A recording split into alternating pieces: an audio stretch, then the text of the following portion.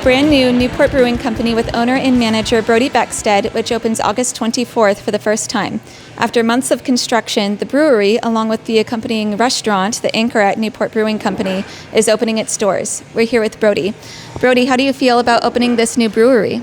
It's been a long road, been over 2 years, so we're pretty excited to get it open.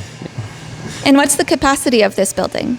We can do 98 inside the restaurant, and we have capacity for 20 outside, so a little over 100. And tell us about the beers you're going to have on tap. So we have a Helles Lager, which is 5% ABV. We have a Pilsner. We have a Pale Ale, which is our Uquina Sunrise, Dungeness IPA, and a Hazy Double IPA. And then the following week after we open, we'll have our Rockfish Stout and then our Salty Bay Gose. And what beer are you the most excited about? I'm a lager guy, so that's what I'm drinking right now. I'm drinking the Hillbilly's water. Yep.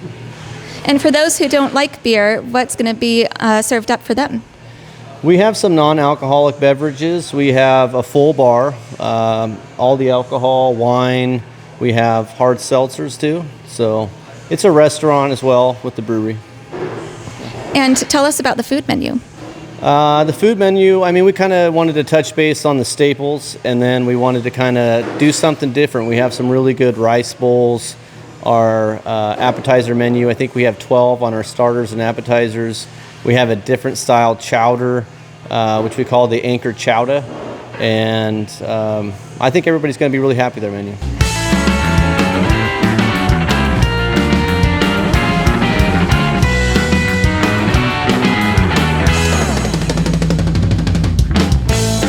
So far, we've done 7 beers. We've done a Helles Lager, an American-style Pilsner. We've done a West Coast Pale Ale, and we've done a West Coast IPA, and then a Hazy Double IPA. Those are the ones that will be featured at the grand opening, and then a week after the grand opening, we'll have our stout. It's an English oatmeal stout, which I'm really proud of. I think you should try it if you like beer, dark beer. And then we'll have a kettle sour with a bunch of fruits and stuff that's pretty popular with the ladies. And speaking of sours, we have some video footage of you making the sour earlier today. Yeah. Tell us about how you make that. That's kettle sour with hibiscus, boysenberries that are grown in the state, and raspberries that are grown in the state as well. I also put a little bit of milk sugar in that beer to kind of balance out the tart, give it a little bit of sweet so it doesn't overly bite your palate with just tartness, and then I add a little bit of vanilla bean at the end as like a dry hop, and it kind of just all plays really well together. So. And tell us about how the beers are unique here. I don't see a lot of people doing the styles of beers that I'm going to be doing here in this town, at least, like we're going to be doing some pretty interesting kettle sours and some hazy IPAs. If you know anything about those are pretty trendy still. I know Rogue's done one, Bat Squatch. We'll be doing a handful of those that I think will be pretty popular. I've been doing those for a while. And then I'm looking forward to kind of experimenting with some barrel-aged stuff, hopefully, in the near future for like maybe our first year anniversary. Maybe we can have a cool like barrel-aged stout or barley wine or something like that. And tell us about the equipment we're looking at back here. It's all state-of-the-art, brand new stainless from Portland Kettle Works. I've been telling everybody that this brew house is like the iPhone of brew houses. It's so awesome. It's super easy to use. I've had no problems with it so far, and we've brewed, like I said, 7 different beers now, and I'm super happy that Brody went with this option because I knew nothing about these guys when he was like, oh, we're going with Portland Kettle Works. So I was a little worried, but I think he made the right choice by going with them. And what are you the most excited about for opening night?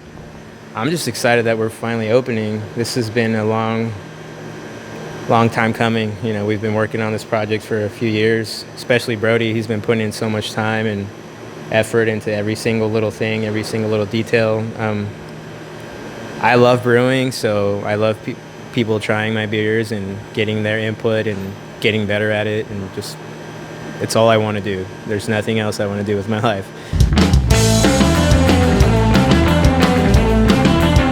All right, April, what's on the menu you're most excited about?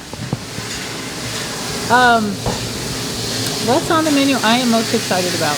Well, it's a pub menu that, your basic pub menu, but we have some specials. We're kind of trying to up the pub scene. We have fresh salmon, fresh lingcod. All of our fish and chips and fish tacos is lingcod, not rockfish, so it's a higher end. So we're using a nicer product. Excited about that. We're spending a little more money to make a nicer presentation. So. And what would you recommend as far as beer and food pairings? I would talk to Sam about that, the brewer. He's got a really good palate. He'll come to us and let us smell and try things, but his palate is really good, and so we kind of go together and work things out.